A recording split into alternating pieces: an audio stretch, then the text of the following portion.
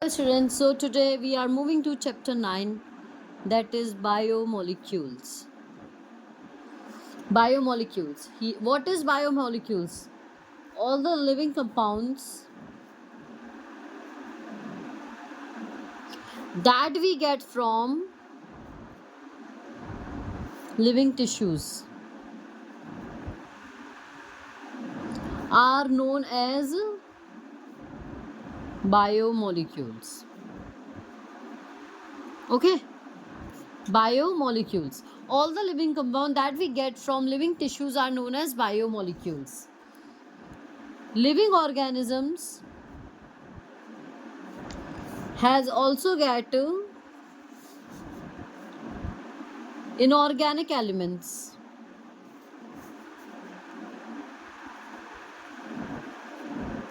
and compounds in them. Okay, what if you need in your class 11th, the teachers will ask that in living organisms do we have inorganic elements or compounds? Then you have to say yes. Living organisms has also get inorganic elements and compounds in them. As if we burn a tissue, वैसे देख क्या होगा जब आप tissue जलाओगे ना, if we burn a tissue, all the carbon compound, all the carbon compound get oxidized. Oxidized होगा किसमें? गैसियस स्टेट में, दैट इज CO2 और वाटर वेपर. ओके, अब जो उसका टिश्यूज का जब जलाएंगे तो जितना भी कार्बन कंपाउंड है वो तो ऑक्सीडाइज्ड हो गया, पर we have some remaining part. What we have is remaining part. बच्चों उस रिमेनिंग पार्ट को हम क्या बोलते हैं? ऐश. ऐश, ठीक है. ऐश में क्या क्या प्रेजेंट है? Calcium, magnesium and etcetera. Inorganic compounds. Inorganic compounds like sulfate, phosphate, and etc. Inorganic compounds like sulfate, phosphate, etc. are also present. ये क्या होते हैं? एसिड सॉल्युबल फ्रैक्शंस होते हैं हमारे. क्या है बच्चे? ये एसिड सॉल्युबल फ्रैक्शंस हैं. अगर हम बात करें एलिमेंटल एनालिसिस की, so elemental analysis gives elemental composition of living tissues.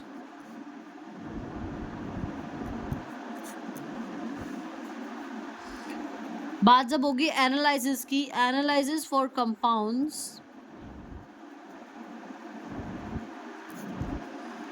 this is the idea of organic and inorganic constituents.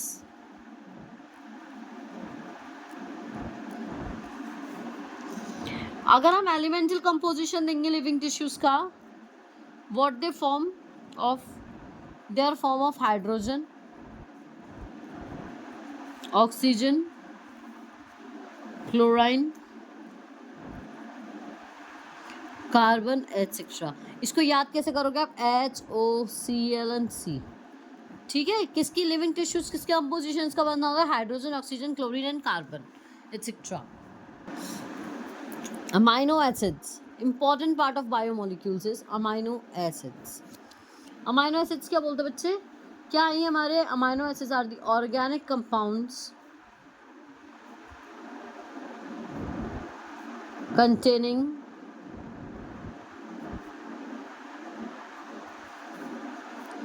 an amino group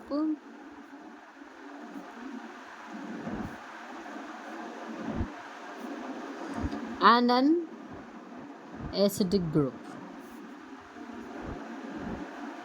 Okay, अच्छा, एसिडिक ग्रुप की बात करें तो वो क्या है, वो कैसे होता है, a substituent on the same carbon. Okay, अब सब्स्टिट्यूएंट है सेम कार्बन में, दैट इज क्या मतलब हो गया, वो अल्फा कार्बन हो गया हमारा। दैट मीन्स वो हमारा क्या हो गया, अल्फा कार्बन हो गया। अल्फा कार्बन को हम और क्या बोलते हैं, they are also called as, also known as alpha amino acids. अब हमारे पास क्या है, 4 कॉन्स्टिट्यूएंट ग्रुप्स हैं।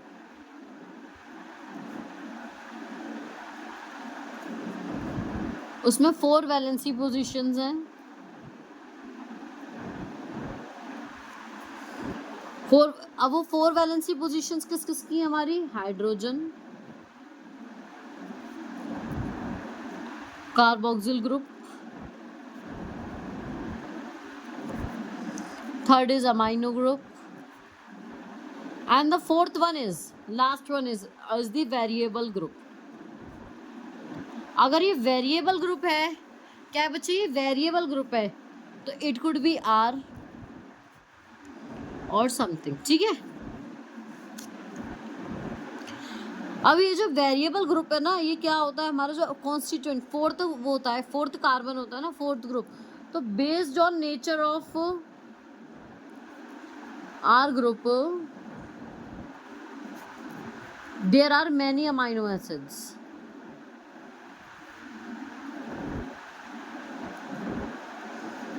बेस्ड ऑन आर ग्रुप ये डिसाइड होता है कि कौन सा अमाइनो एसिड है हमारा।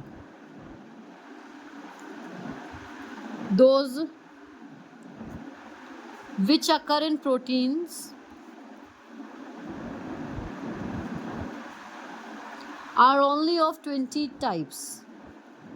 ठीक है, अमाइनो एसिड्स जो प्रोटीन्स में अकर होते हैं वो हमारे 20 टाइप्स के होते हैं। Amino acids which occur in proteins are only of 20 types. बच्चे क्या पता चला आपको कि जो प्रोटीन्स में हैं वो हमारे 20 टाइप्स के हैं, ठीक है, जो प्रोटीन्स में है वो 20 टाइप्स के हैं। इसमें फर्स्ट की बात करें अगर हम, हाइड्रोजन, हमारा हाइड्रोजन एज अमाइनो एसिड है, तो ये क्या बन गया, ग्लाइसिन। इसका स्ट्रक्चर कैसा हो गया, HCNH2 COOH, और अमाइनो एसिड वाला क्या हो गया, H हो गया अमाइनो एसिड वाला भी, ठीक है। सेकंड वाला कैसा है बेटा, मिथाइल ग्रुप है हमारा। सेकंड वाले में अमाइनो एसिड में क्या लगा हुआ है, मिथाइल। नाम क्या होगा अमाइनो एसिड का, एलानाइन। स्ट्रक्चर देखो सेम चीज़ है जैसे हमारे पहले थी, ठीक है, बस यहाँ पे एच था ना, उसकी जगह लग गया मिथाइल ग्रुप, एलानाइन बन गया अभी ये। पहले एच था तो ग्लाइसिन बना था, अब CH3 लग गया तो हमारे ये एलानाइन बन गया। थर्ड एग्जांपल देंगे तो हाइड्रोक्सी मिथाइल का देखते हैं। अब मिथाइल की जगह हाइड्रोक्सी मिथाइल लगा देंगे तो ये क्या बन गया, अमाइनो एसिड सीराइन। स्ट्रक्चर की बात करें तो स्ट्रक्चर हमारा सेम रहता है, बस CH3 की जगह क्या लग जाता है, इसमें साथ में हाइड्रोक्सी का OH भी लग जाएगा। ओके, अब मैंने आपको बताया कि बेस्ड ऑन आर ग्रुप था, अब based on number of amino and carboxyl groups क्या क्या होता है, they are acidic, basic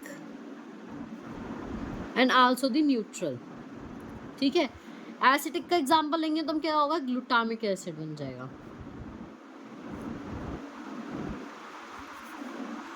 basic में देखेंगे तो लाइजीन होगा, न्यूट्रल में देखेंगे तो वेलाइन होगा, ठीक है। एग्जांपल हो गए हमारे सबके।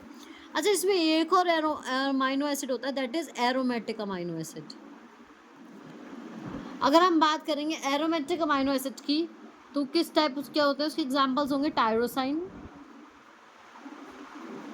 Phenyl alanine and tryptophan. Okay, बात करें प्रॉपर्टीज की, अगर प्रॉपर्टीज कैसी होंगी, आयनाइजेबल नेचर है उसका,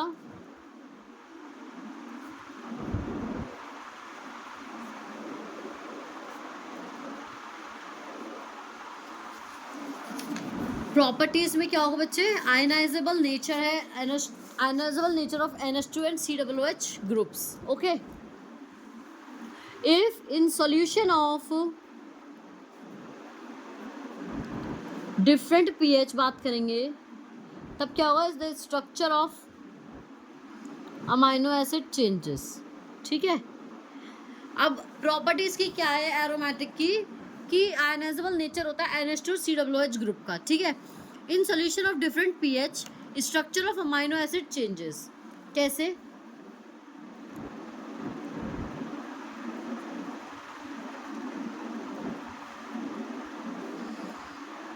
ये हो गया ए वाला, चेंजेबल है.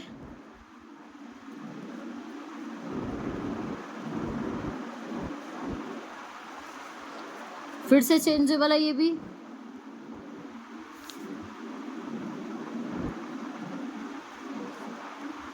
ठीक है बच्चे, देख इसमें क्या हुआ हमारा, इसमें से एक एच हटा. ठीक है, या नेगेटिव आ गया. फिर जब दोबारा चेंज हुआ तो एक और एच हट गया, 2 एच हट गया, हाइड्रोजन हटता जा रहा है हमारा. ओके, और ये क्या बी जो है ये इन दोनों को बीच में आता है ना, तो बी वाला क्या हो गया, जिट्रोनिक फॉर्म हो गया हमारा. क्या हो गया, जिट्रोनिक फॉर्म.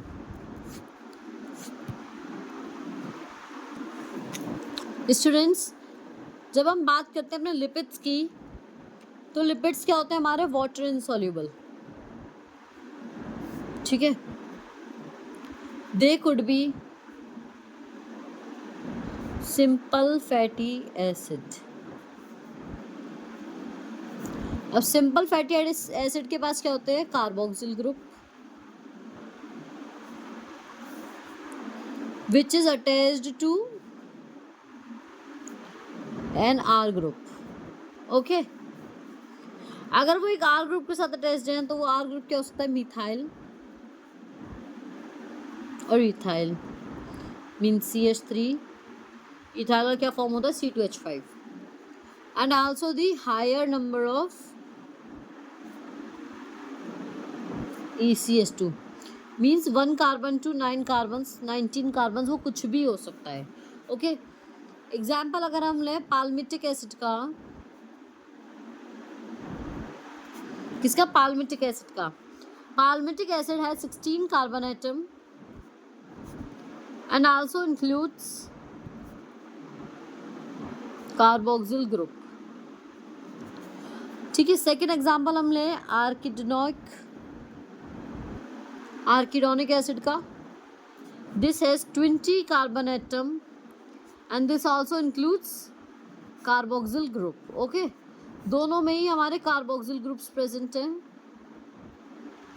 ठीक है बच्चे, देख हमने क्या बात करी थी, फैटी एसिड्स की ना. लिपिड्स क्या हो सकता है, could be simple fatty acids. अब फैटी एसिड्स 2 टाइप्स के होंगे हमारे, सैचुरेटेड भी होते हैं वो और अनसैचुरेटेड भी होते हैं. ठीक है, अगर सैचुरेटेड होंगे तो विदाउट डबल बॉन्ड होंगे,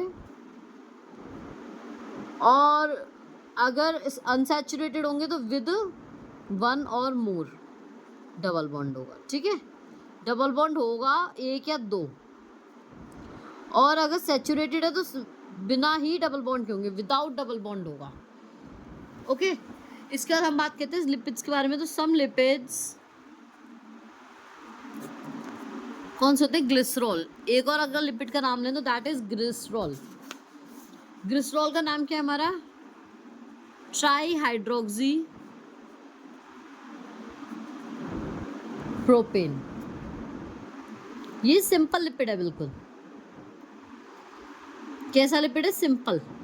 सिंपल लिपिड में क्या है, ग्लिसरॉल. और अगर मैनी लिपिड्स की बात करें तो उसमें और कौन सा आता है हमारा,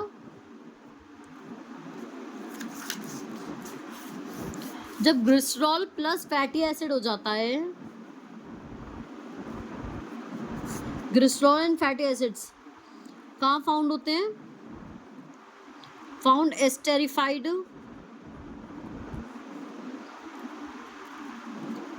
विद ग्लिसरॉल. ठीक है, many lipids found esterified with glycerol. ठीक है, कुछ फैटी एसिड्स ऐसे भी होते हैं हमारे, जैसे कि for example is monoglycerides, diglycerides and triglycerides.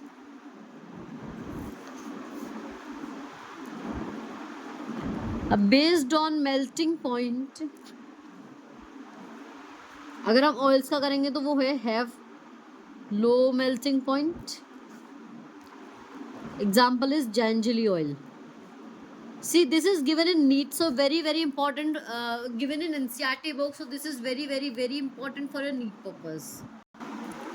Jangeli oil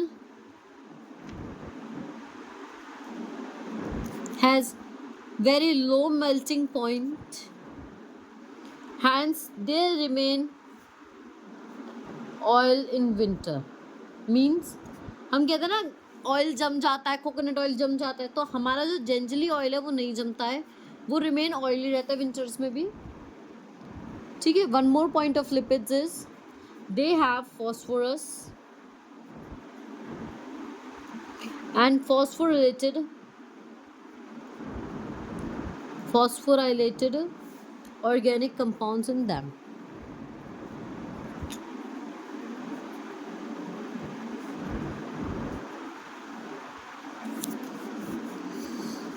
And these organic compounds are called as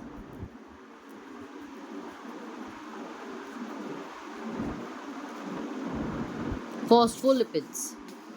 Phospholipids are found in cell membrane. That the example is lecithin. We also have some living tissues.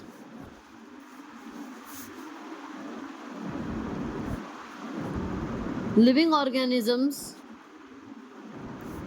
has number of carbon compounds present in them. Some living organisms has some number of carbon compounds present in them, in which जिसमें क्या होता है हमारा heterocyclic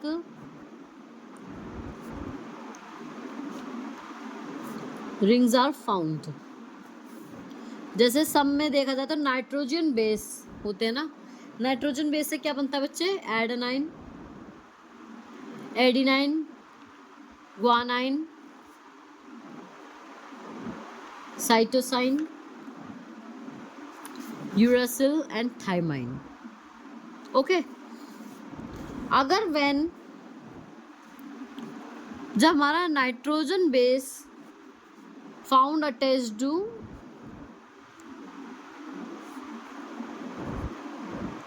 sugar,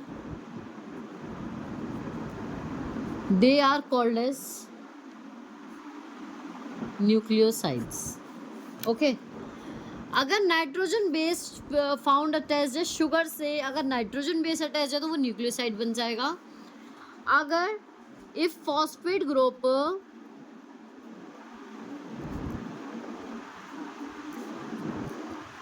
found esterified to sugar,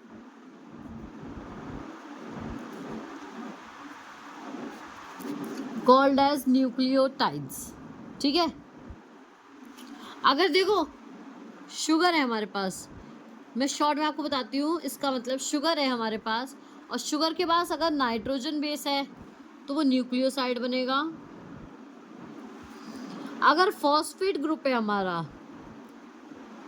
कैसे पता करोगे कौन सा न्यूक्लियोसाइड है कौन सा न्यूक्लियोटाइड है?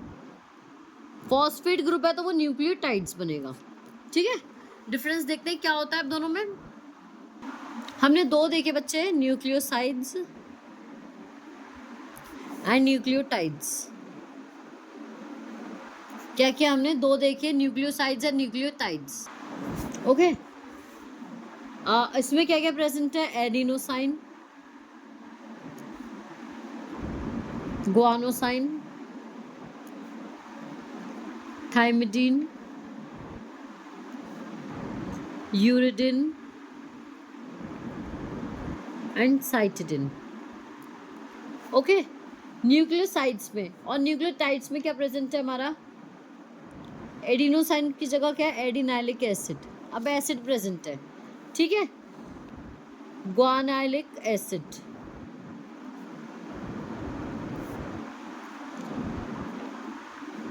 थाइमिडाइलिक एसिड, यूरिडाइलिक एसिड,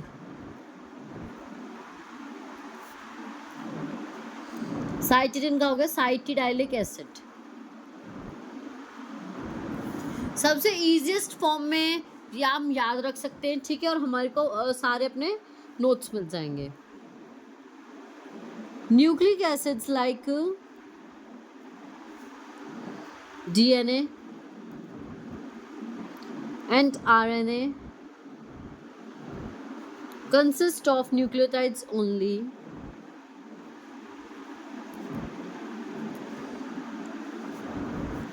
अब DNA and RNA function is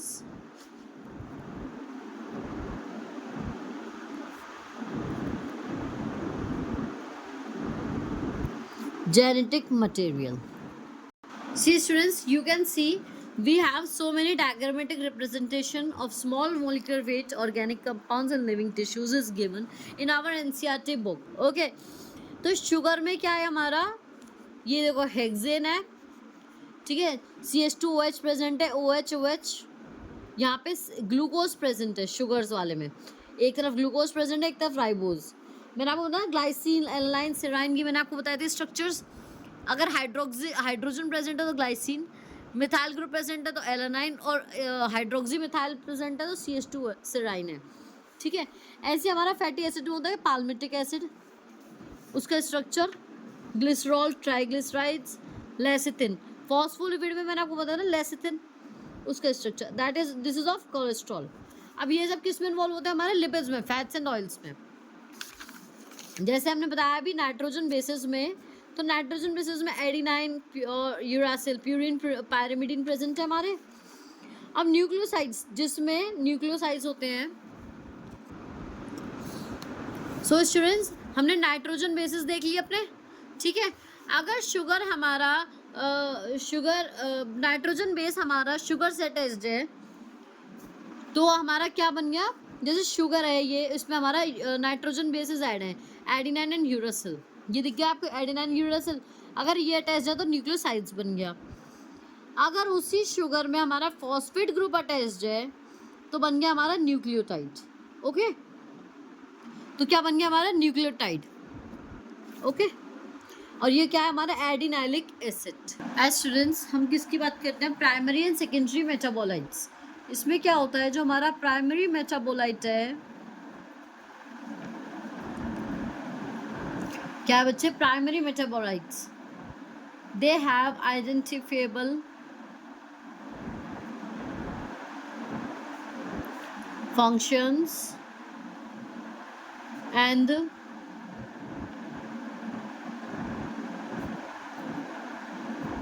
plays known roles and play known roles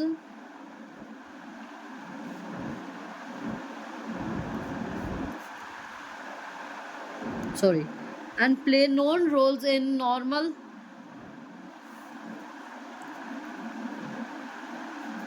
physiological processes which involves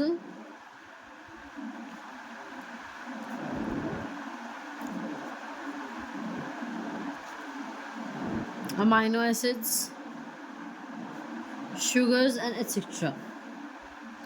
अगर हम बात करें किसकी, सेकेंडरी मेटाबोलाइट्स की,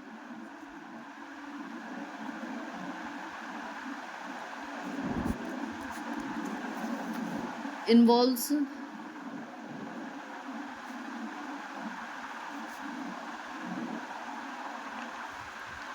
other compounds, ठीक है, लाइक कैसे हमारे alkaloids,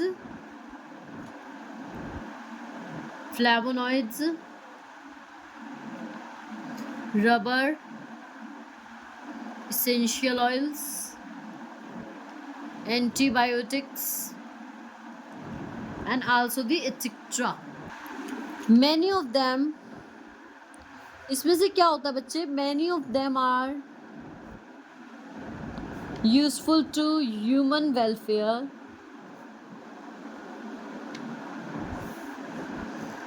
that is example drugs, spices, scents, rubber, pigments, etc. And some are of ecological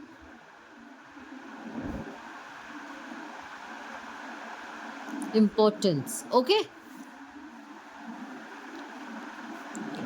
अब हम इसके बाद क्या बात करेंगे, बायो मैक्रो मॉलिक्यूल्स की।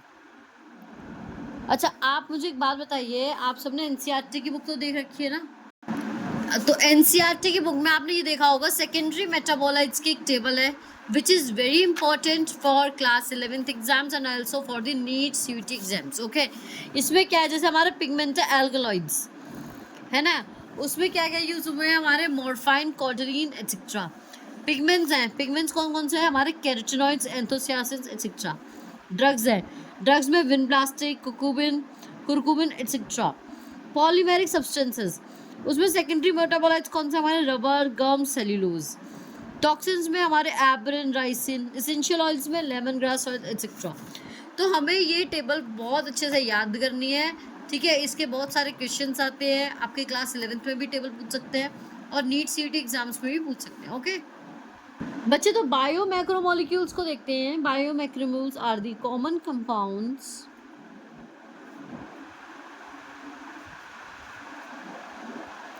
found in acid soluble pool. Okay, common compounds found in acid soluble pools. They have low molecular weight, which is ranging from 18 to around 800 Dalton approx. Okay, biomacromolecules have low molecular weight which is ranging from 18 to around 800 Dalton approx. अगर हम acid insoluble fraction की बात करें,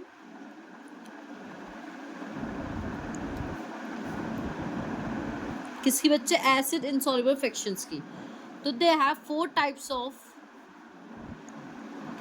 organic compounds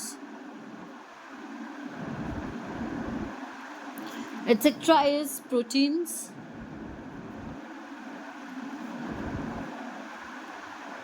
nucleic acids,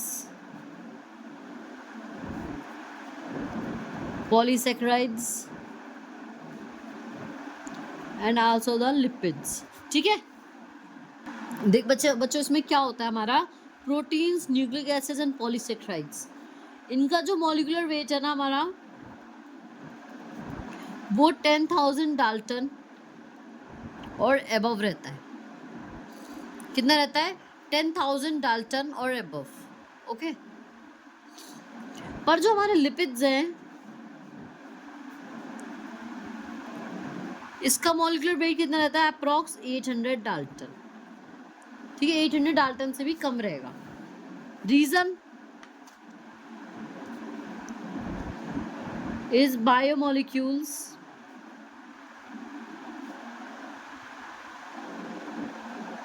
that is chemical compounds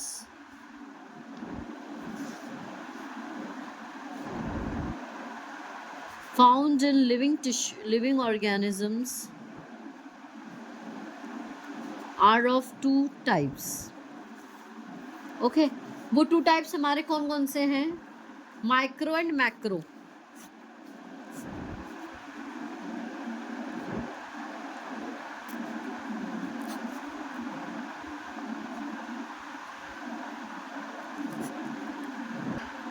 micro molecules कौन से हो गए, जिसमें मॉलिक्यूलर वेट गया हमारा, मॉलिक्यूलर वेट क्या हो गया, 10,000 से भी लेस हो गया। ठीक है, और मैक्रो मॉलिक्यूल्स कौन कौन से हो गए, जिसमें जो हो गए एसिड इनसॉल्युबल फ्रैक्शन,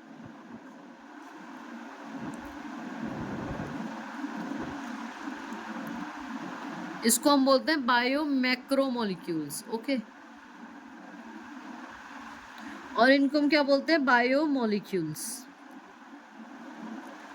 ओके। तो टू टाइप्स के हमारे हो गए, माइक्रोमोलिक्यूल्स एंड मैक्रोमोलिक्यूल्स। माइक्रोमोलिक्यूल्स में क्या होता है? मॉलिक्यूलर वेट 10,000 डाल्टन से कम होता है, ठीक है। मैक्रोमोलिक्यूल्स कौन से? जो एसिड इनसॉल्युबल फ्रैक्शन होता है, और इनको बायो मैक्रोमोलिक्यूल्स बोलते हैं। और माइक्रोमोलिक्यूल्स को हम क्या बोलते हैं? बायोमोलिक्यूल्स। बच्चे, लिपिड्स क्या हमारा? They have small molecular weight compound, but then also they are but present as arranged into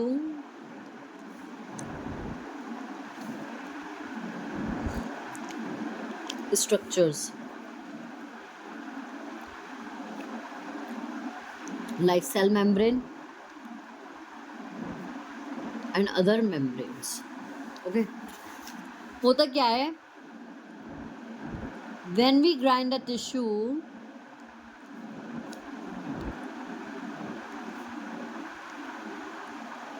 which disrupting the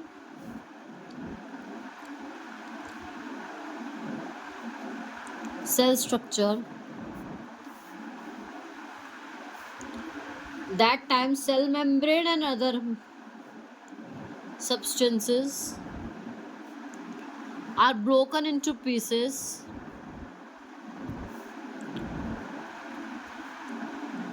and form vesicles which are not soluble in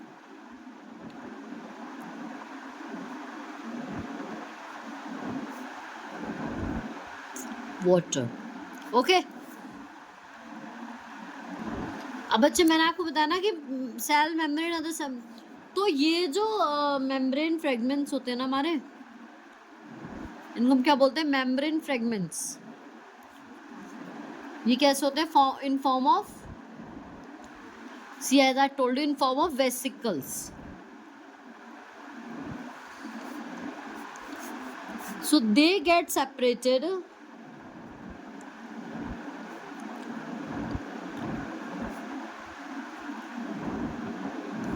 along with acid insoluble pool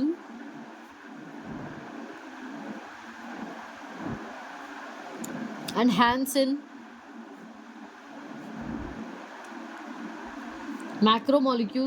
molecular fractions, okay। Lipids क्या है? Lipids are strictly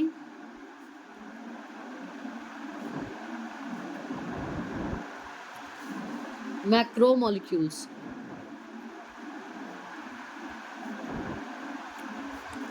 acid soluble pool जो है वो क्या करता है? Represent करता है रफरी साइटोप्लाज्मिक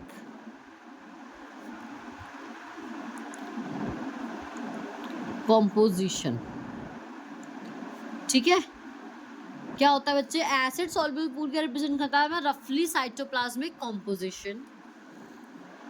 अब जो मैक्रोमोलिक्यूल्स हैं हमारे,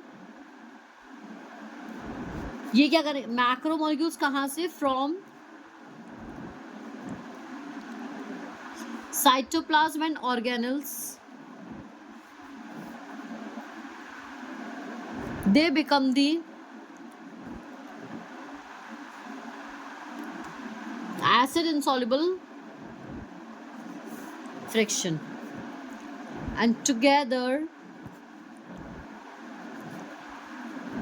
they represent the entire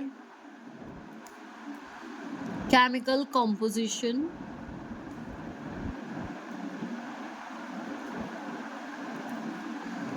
of living tissues और organisms, ठीक है। अच्छा, इसमें मोस्ट अबेंडेंट केमिकल कौन सा रहता है हमारा?